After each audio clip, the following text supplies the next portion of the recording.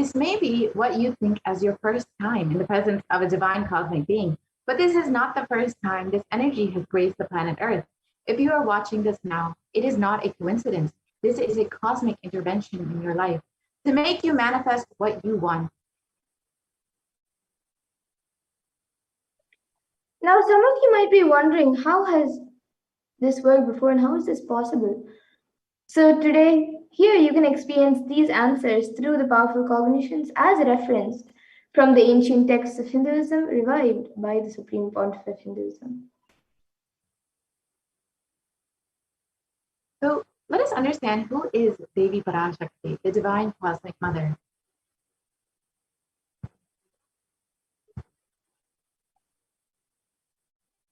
Devi is the ultimate pure feminine consciousness, the cosmic mother.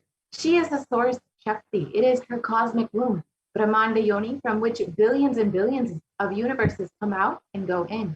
The source where the Big Bang and black holes go on. Parashakti is the main deity of the sacred feminine and the divine consort of Bhagavan Paramashiva, who is the primordial divinity of Hinduism.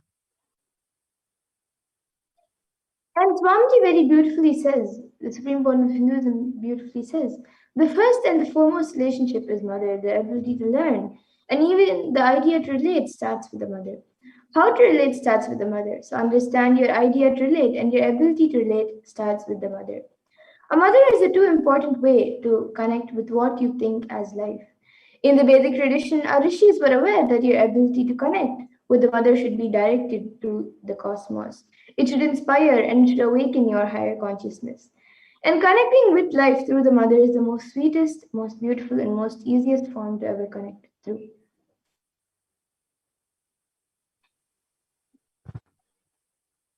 Today, out of his extreme compassion and love, the Supreme Pontiff of Hinduism is manifesting Devi Parashakti herself and gracing us, answering all of our questions, attending to our prayers, giving boons, healing us, revealing our past, present, and future, and delivering profound spiritual truth, and ultimately giving us the experience of Paramashivoham itself.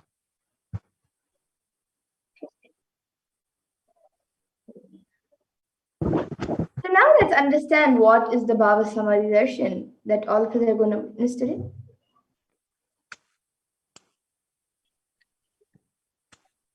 So what is Samadhi? Sama is oneness and Adi means source. So Samadhi means one with the source. Bhava means attitude or aspect. Bhava Samadhi means being one with the source through this aspect. And the word darshan means to have a glimpse of. It is used, the word is used in the Vedic tradition to describe the moment when we behold a deity, an avatar, a saint, or an enlightened being, as just seeing such a being can cleanse the karmas of lifetimes and create a deep lasting transformation in the receiver. And it is a powerful subconscious vibration that is present around an avatar at all times. And he simply radiates darshan just as the sun continuously radiates light. And the auspicious moment when the receiver is able to catch it becomes the moment of darshan for you, raising you to the next consciousness, which is like hitting a reset button on your being. So let us understand the science of Bhava Samadhi Darshan. First thing we need to know is that divine cosmic beings are real. They manifest from Kailasa, the enlightened time-space zone, through deities and incarnations. Divine cosmic beings manifest through Archavataras, the deities in temples, and through the Bhava Samadhi Darshans in Nijavataras, the incarnations. And the Bhava Samadhi Darshan is the science where the Nijavatara manifests Paramashiva, the consciousness. And it is where the formless, the being of Paramashiva, expresses through the Divya Sharira, the light body, and manifests as the Nijavatara, or the physical form and embodied form, for us to experience Paramashiva. So for example, Devi Parashakti manifests through the being of Raja Rajeshwari and manifests as the Nijavatara, the physical form of Devi Meenakshi. And the Archavatar, the deity, reflects the consciousness and manifestation of the superconscious energy. But unfortunately, human beings are not mature enough to receive the higher level experiences from the Archavatar directly. And so the avatar, the physical embodied form, comes down to bridge the gap between the arch avatar and the human beings and create an experience of superconscious energies in all of us.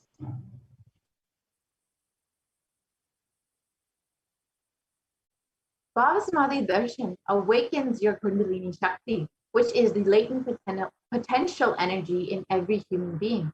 This influx of superconscious energy visibly slows down the aging process and improves immunity to disease. During Darshan, the whole brain becomes alive, turning into a superconductor of conscious energies that heals, empowers, and transforms our lives. And during the Bhava Samadhi Darshan, another natural phenomenon which takes place in all of us is that our neurons mirror that of the avatar. So the mirroring neurons activate the process of all the observed movements or information of the avatar just by seeing. And that is, the entire body can silently and without moving receive what is happening elsewhere through a process of direct observation, experiencing the superconscious energy radiated by the avatar.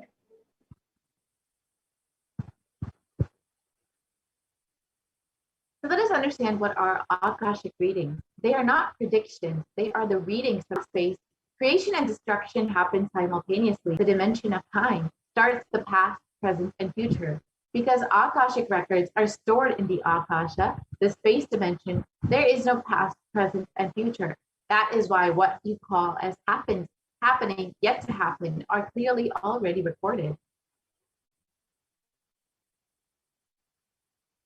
And now let's look at who is the supreme point of Hinduism. A small introduction of who the supreme point of Hinduism is. The one who, out of his extreme compassion, is giving us the science of the Bhava Samadhi Darshan. The Supreme Pontiff of Hinduism, Jagadguru Mahasannidhanam, His Divine Holiness Bhagavan Nithyananda Paramashivam, is the reviver of Kailasa, a macrocosmic, ancient, enlightened Hindu civilizational nation. The Supreme Pontiff of Hinduism is the 1008th incarnation of Paramashiva, as per Hinduism, and is recognized by his predecessors, who are enlightened masters and adepts. The Supreme Pontiff of Hinduism has made the science of power manifestation, yoga, and temple-based universities as a lifestyle for humanity. And the supreme point of Hinduism is ordained as the 233rd Guru Mahasannidhanam of Kanchi Kailasha Sarvagni Peetham, which is the Tandai Mandala Adinam, the incumbent emperor of Surya Vamsha Surangi Samrajyam, the present 293rd Jagadguru Mahasannidhanam of Kailasonata Shyamala Peeta Sarvagni Peetham, Mandaleshwar of the Mahanirvani Akada, which is the largest apex monastic order. The Supreme Pontiff of Hinduism is the 1008th Acharya Mahamandaleshwar of the Atal Akhada, is the present 23rd Guru Mahasannidhanam of the Dharmamukti Spargapura Adinam, and has been elected as the Supreme Pontiff of Hinduism by a congregation of over 1,000 Hindu leaders. And the Supreme Pontiff of Hinduism is revered as a teacher of Hinduism, the most prolific, most viewed, read, and watched. He has authored 300 books and 10,000 articles in 3 different languages, which are English, Tamil, and Sanskrit. And these are translated into 50 languages with over 1,000 titles. And over 20 million books, copies of these books and articles have been sold, read, and downloaded. And the Supreme Pontiff of Hinduism has given over 10,000 hours of discourses for humanity and reaching and enriching over 1 billion lives digitally, and is respected as a commentator of all sacred scriptures such as Upanishads, Bhagavad Gita, Shiva Sutras, Brahma Sutras, Yoga Sutras, Ashtavakra Gitas, Jain Sutras, and many more. And the Supreme Pontiff of Hinduism is honored as a leader of Hinduism. The most awarded, internationally recognized Hindu leader is the reviver of 108 ancient Hindu sampradayas, including Rudrakanyas, Rudras, Rishis, Rishikas, Bhairavas, Bhairavis, and Sanyas, and is the establisher of the largest Hindu university, Kailasa's Nithyananda University in the world, with satellite campuses in 150 countries, and is the establisher of 1,000 plus Kailasa enlightenment ecosystems, and is the founder and reviver of over 100 Sadhgnipitas. And the Supreme Pontiff of Hinduism is the collector of the largest Hindu library with over 1 million books, 1 million palm-leaf scriptures, and over 20 million digital books. Yes, and now with that, We will be moving to the next segment of this program where all of us will be seeing a live demonstration of the extraordinary Shaktis, the divine powers, given as a gift to humanity, to all of us, by the Supreme Point of Hinduism through the science of Diksha, initiation.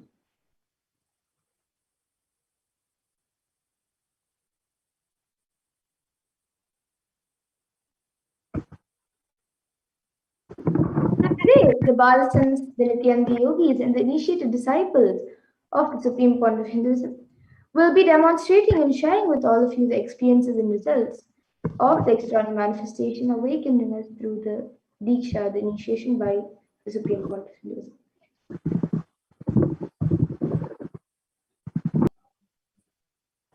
And in today's Bhava Samadhi Darshan, all of you will also be receiving the initiations into the power of third eye awakening and various other powers with the blessings and grace of the Supreme Point of Hinduism. And all of you will be manifesting the following powers of third eye, which is seeing with eyes blindfolded, as well as many other powers such as body scanning, remote vision, Ashtamaha Shaktis, and many more. And for those of you who might be wondering where the third eye is located and how the third eye works. So the third eye is a cosmic browsing center located between the brows, which upon initiation one can effortlessly express powers and see through the third eye just as you would with your two eyes.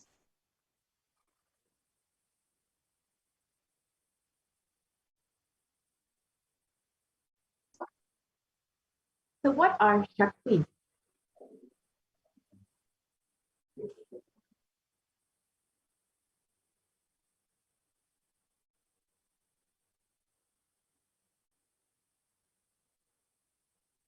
In the Vedagamas, the source scriptures of Hinduism, Paramashiva reveals in elaborate detail that every human being is hardwired to be able to manifest 463 extraordinary Shaktis, the divine powers. Manifesting Shaktis are described as a system, method, and science for human beings to explore the various possibilities and powers and have access to various states of consciousness.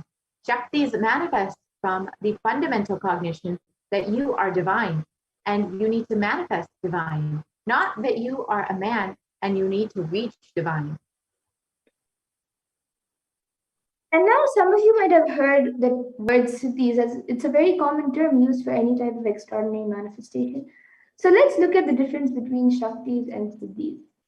Shakti is expressed in the space of enlightenment as a side effect of feeling connection and high integrity with the Guru, and are a source of enlightenment, whereas siddhis are powers that manifest from tapas or penance for enlightenment and are on the path of enlightenment.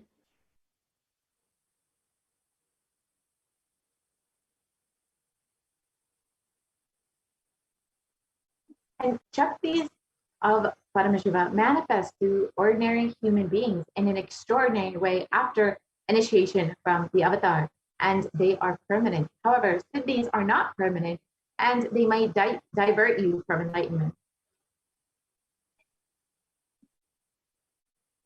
And the source of all these Shaktis, Paramashiva, is the primordial divinity in Hinduism, the ultimate reality and cause, which is self-effulgent, Swayam Prakasha, all-pervading, unchanging beyond time, space, form, and causality.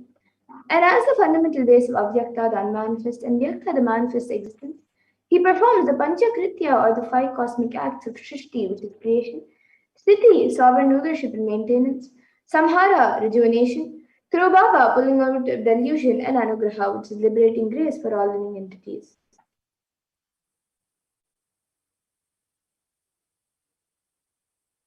The Supreme Pontiff of Hinduism, Jagadguru Mahasanidanam, the Divine Holiness, as the 1008th living incarnation and representative of Paramashiva and the reviver of Kailasa, the ancient enlightened Hindu civilizational nation, the great cosmic borderless Hindu nation.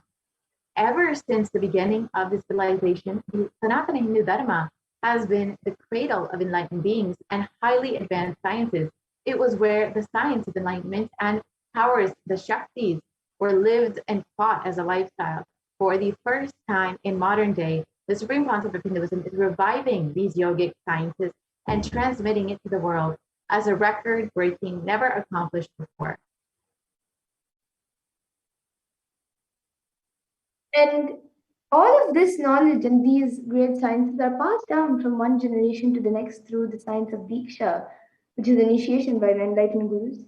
And the supreme point of Hinduism, being recognized by his gurus as an incarnation at a very young age, was trained and taught these sciences to revive the initiations and knowledge repositories for billions to manifest the science of power manifestation.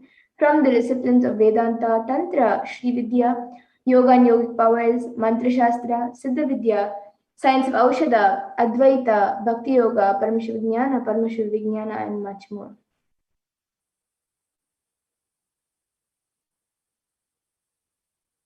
So how do we awaken the divine Shaktis in us? Every ultimate truth, jnana, is mapped into your consciousness, prajna, and manifests as a possibility and power of every being, prajnana. Diksha.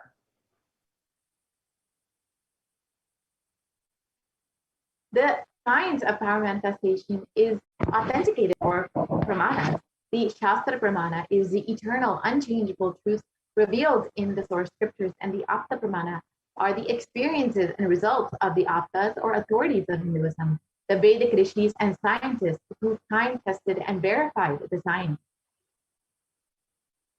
And the next is the Atma Pramana, which is the account of the supreme point of Hinduism.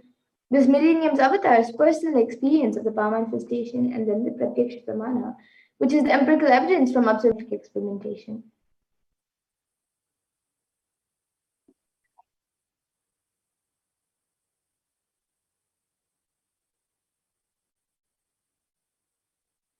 The Vedagamas are a living applied science.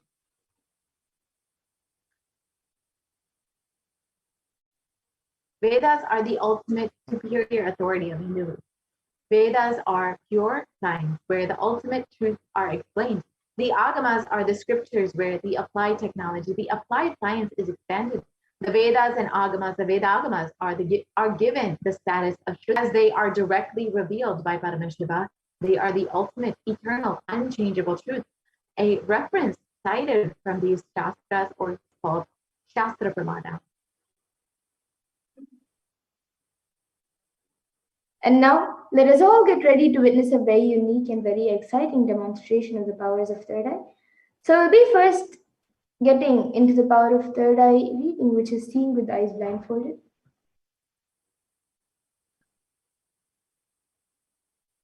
So the Shastra Pramana for this power of third eye comes from the Vijnana Bhairava Tantra. Kapalantarmanonyasya तिष्ठन्मीलितलोचनः क्रमेण मनसोदार्द्यात् lakshye lakshyamuttama. And the translation for this verse is, by fixing the mind on the inner space within the crown center and sitting stably without any movement, having the eyes closed in succession, by that stability of the mind in inner space through the power of the third eye, one directly sees the ultimate goal Lakshyam by having the vision beyond the sight that reveals any object or place, attaining the space of oneness with the source Paramashiva.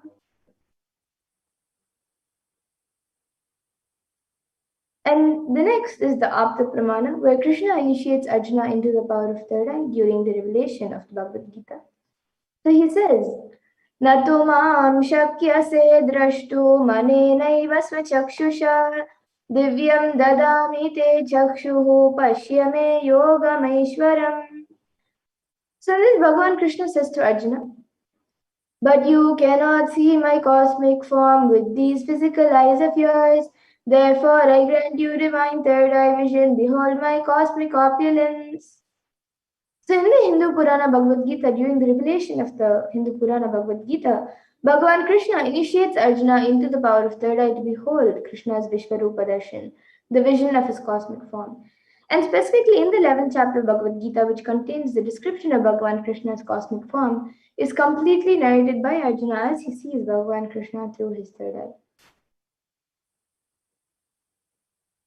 Outside look. And the Atma Pramana, the experience of the spirit in his own words, the first experience that I was able to see everything around me, above me, the whole 360 degrees, 10 directions below me, everything, I realized not only I was able to see, I was able to feel, experience all of that as me.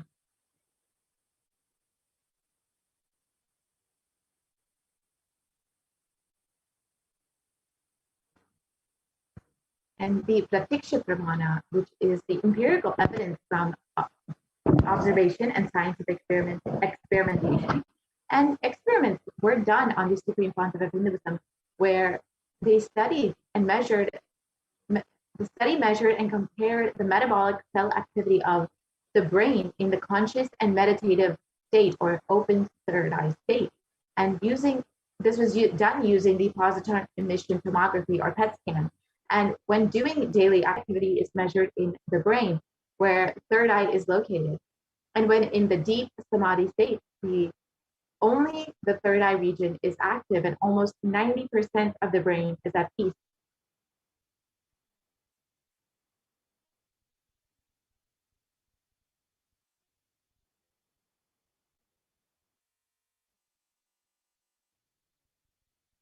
And the Sakshi Pramana is the experience and result of the extraordinary manifestation happening through the initiated disciples of the Supreme Pontiff of Hinduism.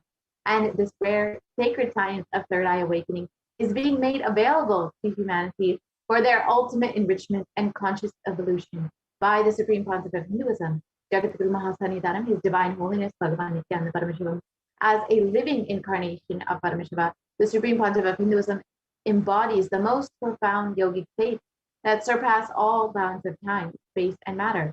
And the Supreme Pontiff of Hinduism is gifting this pure, great science of third eye awakening, along with many other spiritual sciences, through initiation Diksha. Millions of people have been initiated by the Supreme Pontiff of Hinduism and are experiencing the profound results as extraordinary powers in their everyday lives.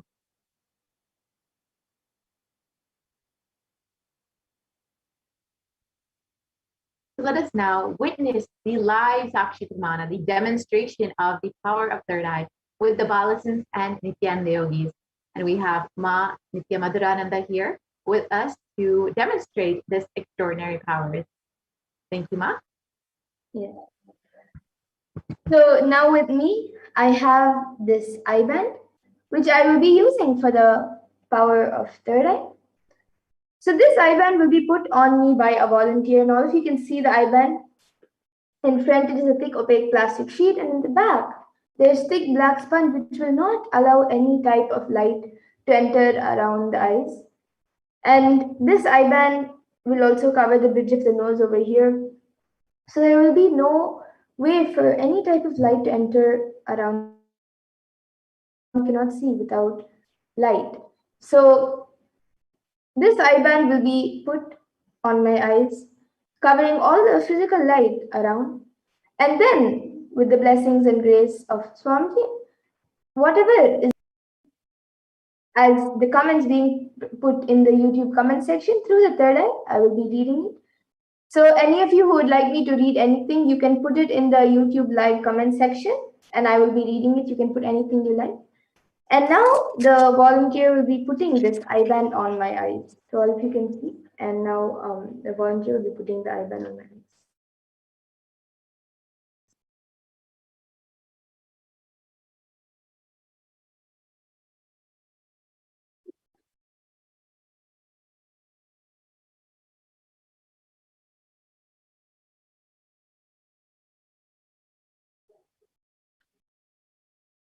You can put it a little tighter.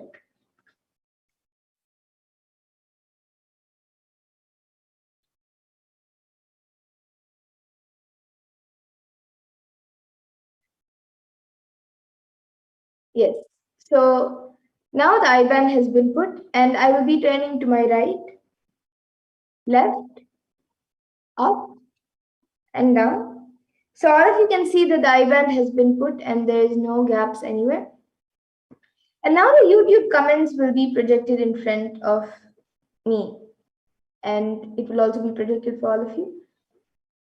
And anyone who would like to put any comments, you can put it in the YouTube live comment section, and we will be and I will be reading the comments.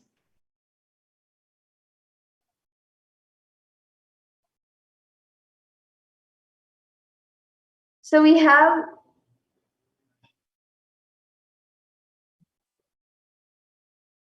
the last comment from Celine Ji,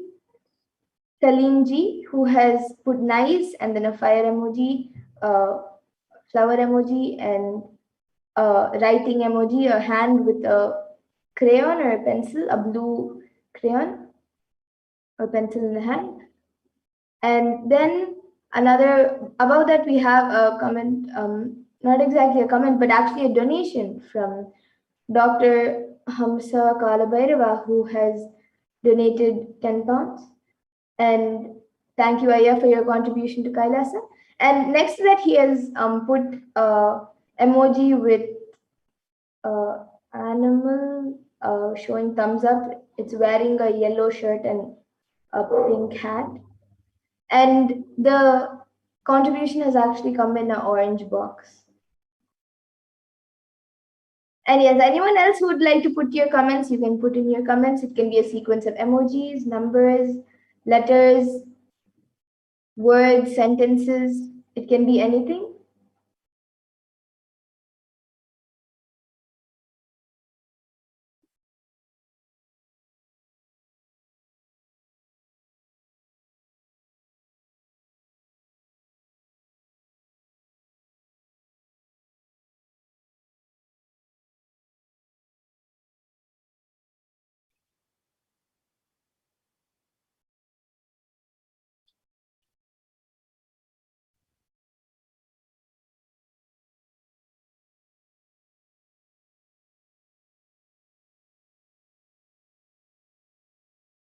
You can all even put a different language if you would like. It can be anything you would like me to read. Yes, now we have another comment from Salanji, who put thank you and a namaskar emoji. And yes, if anyone else would also like to put your comments, you can put it.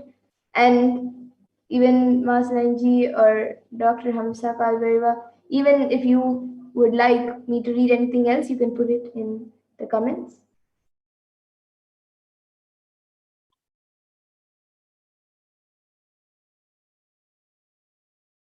And as we get some comments, I have this book with me, which is Uncommon Answers to Common Questions, written by Swamiji. And now in front of all of you, I will be opening a random page from this book and reading the contents of that page. So I'm opening a random page now. So I've opened a random page. And now I will be reading this page.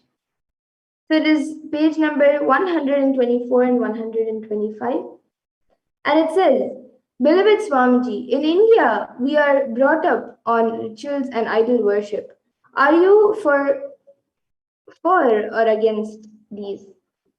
Then the answer for this question that Swamiji is given is, first of all, I am neither for nor against idol worship or rituals or anything for that matter. But there is a reason why idol worship is so common in India. And elsewhere, for a beginner on the spiritual journey, it is difficult to even conceive of the divine in the abstract. When given a form, it is crystallized into something he understands and can relate to. With an idol, he can commune with the divine in the language that he is familiar with. Our thousands of deities are nothing but expressions of the divine, and yet anyone can talk to them, pray to or play with them, seek solace or give thanks. The whole awesome, indefinable nature of the divine is scaled down to comforting proportions in the form of the deity. It has to be this way. The divine without form is simply too terrifying a concept for the ordinary man. At a deeper, subtler level, there is one more message being reinforced. The idol before you is cast in the same form as yours, and yet it is divine. What does that say about you? Think about it. Even if you are an idol worshipper, there is no need to condemn yourself. As you grow spiritually, you will find yourself able to commune with the divine just as well without an idol. Just as children stop playing with dolls as they grow older, you will drop the idols of your own accord when the time comes. But right now, if it gives you a sense of well being to worship your favorite deity, do so by all means. Spiritually is a vast, shoreless ocean. When you are just learning to swim, it would certainly help your confidence to hold onto a life buoy. Something you can be sure of. Something that won't let you down as you grow stronger and surer. You will naturally shake off its hold and enter the deep waters freely and fearlessly. So that is on page number 124 and 125.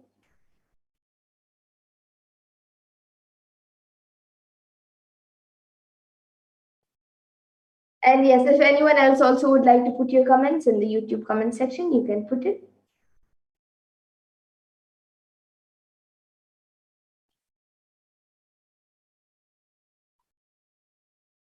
And with that, now we'll be moving to the next power, the power of body scanning. So anyone who would like a body scan can put your comments in the YouTube comment section. And now the volunteer will be removing the eye band. And all of you can see the eye band being removed.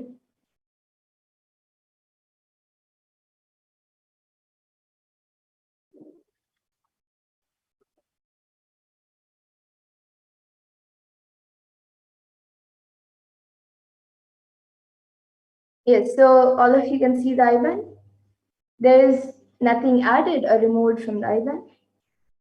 And now with that, we'll be moving to the next power, the power of body scanning.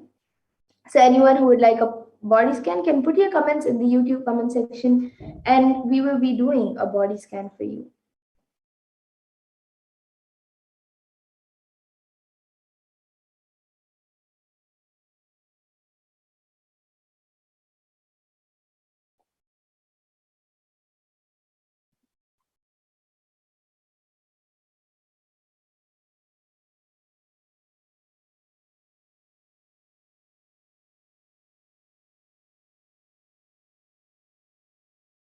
So this power of body scanning awakens the ability to scan any type of illnesses, diseases, or medically diagnosed issues with through the power of third eye.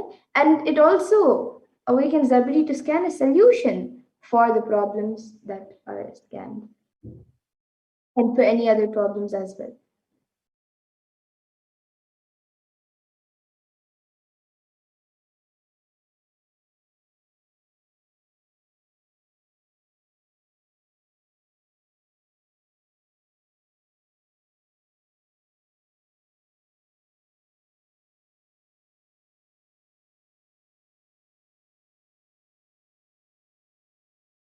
So now we'll be looking at the Shastra Pramana for this power of body scanning. It comes from the Vijnana Bhairava Tantra. Swadehe jagato vapi sukshma sukshmataraani cha tattvani yani nilayam dhyatvante vyajyate para. Bhagavan Parameshwar says, cognize deeply that from the subtle to the subtlest constitutive principles of your whole body, Swadeha, or the whole universe simultaneously consist of the essential reality. They are being absorbed in their source cause, Paramashiva. By the experience of such restful awareness, one becomes complete from all thoughts, and the ultimate universal divine power, Paradevi Adi Shakti, is revealed and the supreme power manifestation happened.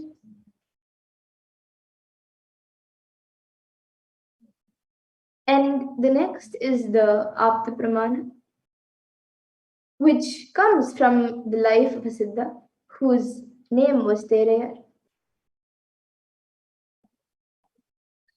So Terayar was a Siddha and one of the prominent disciples of Agathya. And one day a man suffering from severe headache comes to Agathya for healing. Agatya then uses the power of body scanning and identifies the root cause of the headache. And he reveals that there is a small therai, a type of frog, sitting in the person's brain, and immediately instructs Therai, his disciple, to perform an open head surgery and remove the frog. And after the surgery is completed successfully, the person is healed and cured of the headache, and thus Therai gains his name.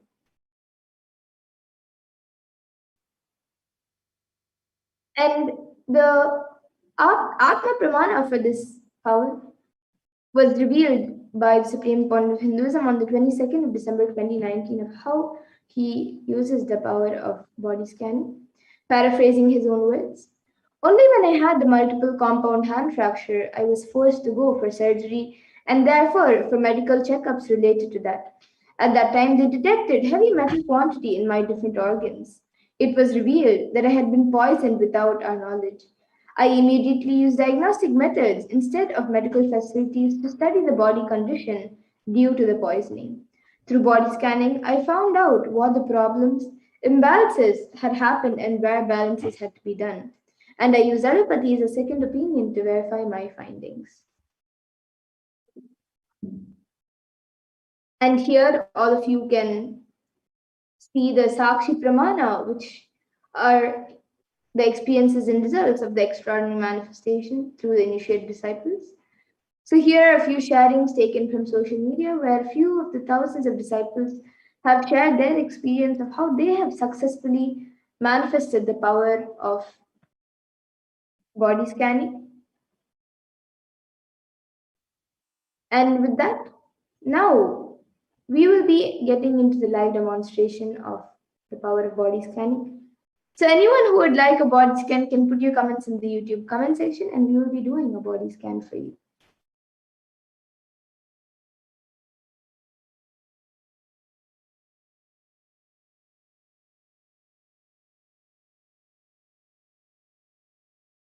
Yes, so we have a request from Sumi Molyaya who has asked, please scan my eyes. Small layer, applying castor oil. Yes, now I will be scanning you, Aya, Sumi Molyaya.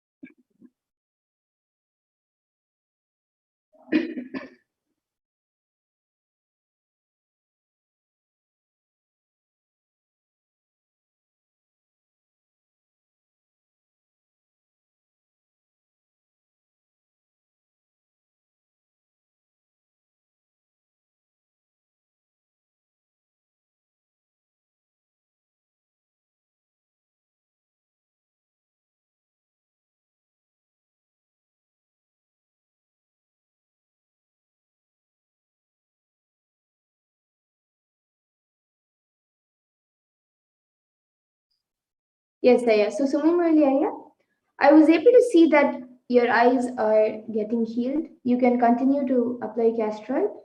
And if you have Jnananjana, you can also apply Jnananjana, not around the eyes, but like how the kajal is applied, you can apply the Jnananjana like that if you have some. If you don't, then you can get it from the nearby temple if possible. Or just, but continue to apply the castor oil and you will see that your eyes start getting healed more.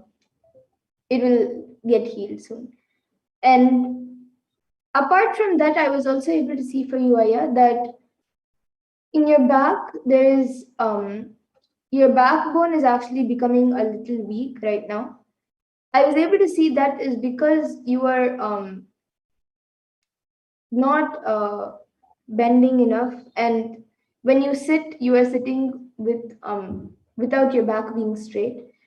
So it is actually becoming weak. So I was able to see that you have to, whenever you sit or stand, make sure that your back is always straight. And every day morning and evening, at least for 10 minutes, do some stretching. And that will heal your back and make your back more stronger. So this is what I was able to see for you here. And Ma Salanji has asked, Salinji has asked for a body scan about wealth, especially money. Yes, Mana will be doing a body scan for you.